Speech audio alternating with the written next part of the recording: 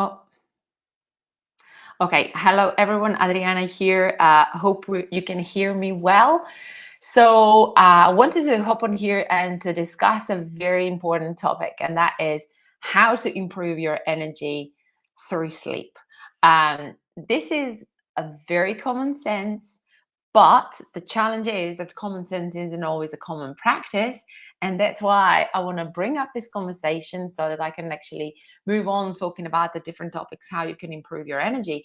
But the most important thing is how can you have energy when you are not resting enough or you are not allowing yourself to recover and recharge.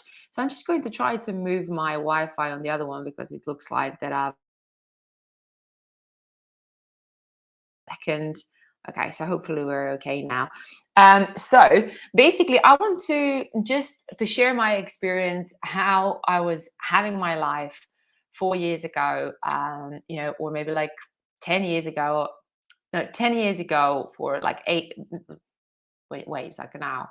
So 6 years, how I was leading my life, that kind of got me that I completely broke down or burnt out with my routine. And actually, when I started changing everything and how that has made the biggest impact on me and my life.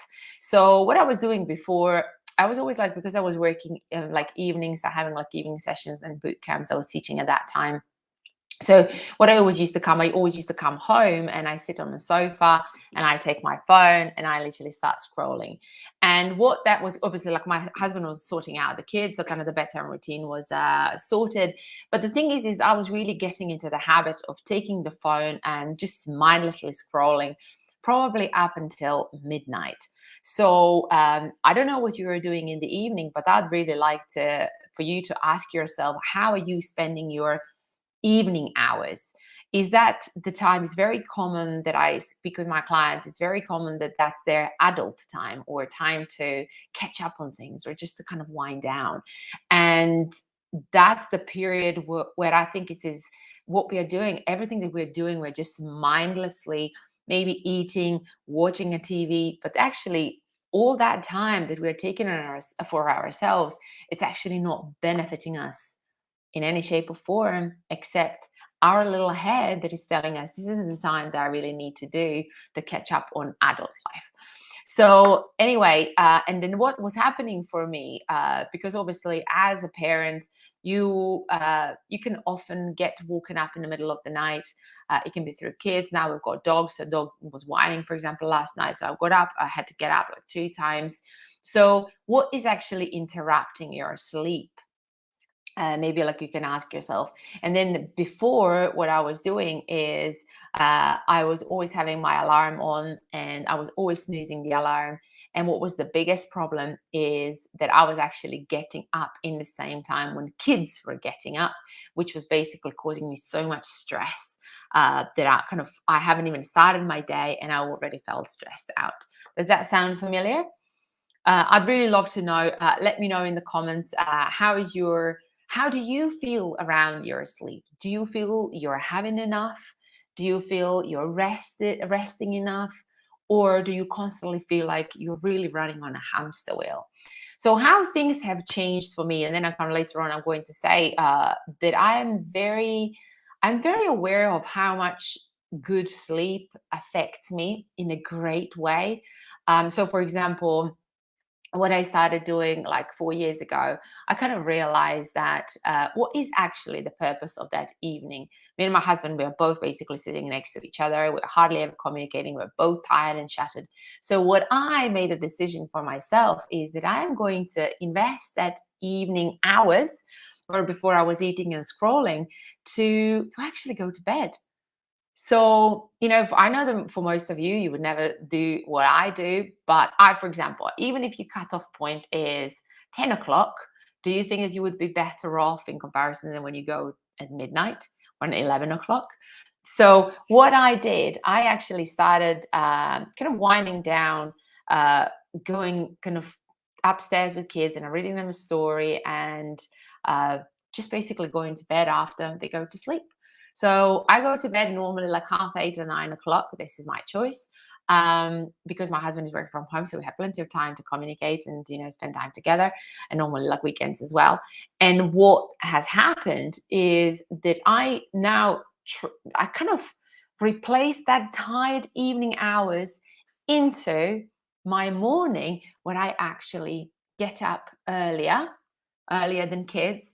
And when I do my own things to look after myself, and then when kids come back, when the kids wake up, I'm actually feeling energized and full of life and ready for the day. So basically, I'm just going to share with you the 5 key things that I do that kind of really help me to have a great night's sleep. So number one, I truly, and I honestly say this is one of the biggest things. I plug my phone downstairs in the kitchen on the charge so that it's away from the bedroom. You will never see me with the phone in the bedroom. So your basically bedtime routine or sleep routine starts the night before.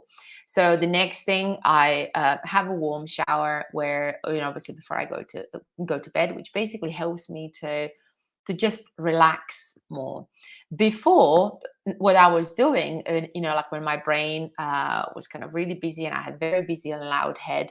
So what I was doing before was a brain dump journal. So you take a pen and paper, you have next to your bed, and you literally just journal or jot down everything that worries you, everything that you haven't resolved, everything that sits on your chest.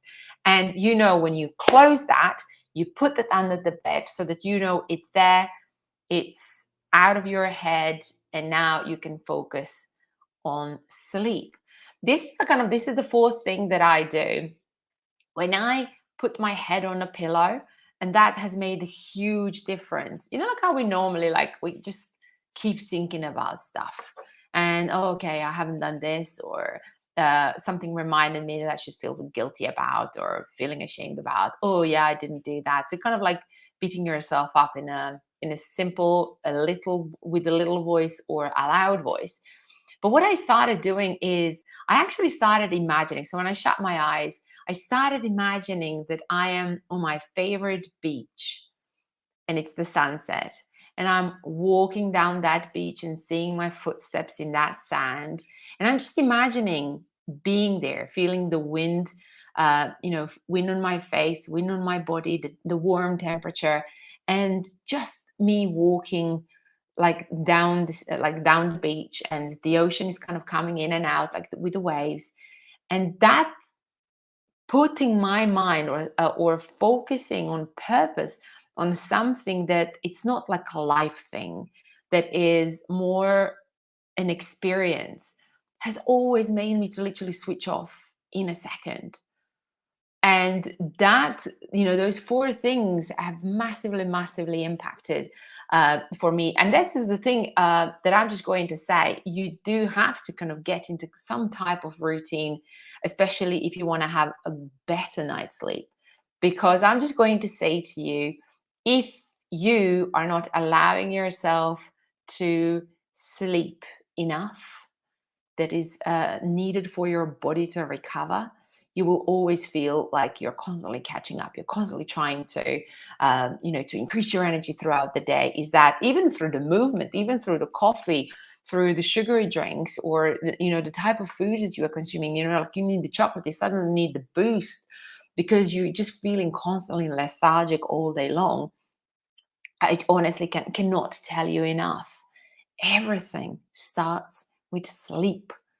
So how can you make a little change in your evening routine that is going to contribute for your good quality sleep? So what are you willing to let go of so that you feel more energized the day after? It will now depend on you. So what I just want to invite you is to really sit and think the impact that it has on you when you are not when you're not energized, when you're tired all day long. How is that affecting your mood? How is that affecting your productivity? Your coping with stress, with potential hard conversations. How do you deal with when someone needs you? How do you deal with all of that? And all of this as a package that you carry in your day, is that worth dealing with in the way that you are dealing with as a tired human being, or with just that simple little change to put an effort into your sleep and just to deal with, just imagine how well you feel when you have a good night's sleep, when you wake up before the alarm, when you actually bounce out of the bed. For me, that's the most magical thing. When I actually wake up, what I did start doing probably like a month ago, I taken off the alarms of my watch. And now I literally just wake up. When I wake up, sometimes I wake up 5:30, sometimes 5:45, sometimes 5:30, 7 o'clock. But I don't now force myself to get up a certain amount of time, a certain specific time, because I even noticed that is causing me, like alert, stress, nudge that pays my attention. And then if I need to keep pressing the buzz alarm because it got me maybe like in a deep sleep, so I allow myself to be woken up by when my body's ready. And guess what? I bounce out of bed. And I'm really looking forward to a day. So I really wish that for you too. So anyway, I hope you found this useful. Let me know in the comments, what did you take away from this, and what are you willing to make the difference in your sleep and your bedtime routine, so that you start feeling energized every single day. And if you nail that one thing in your life, I'm just going to say to you, everything else will be easier to change.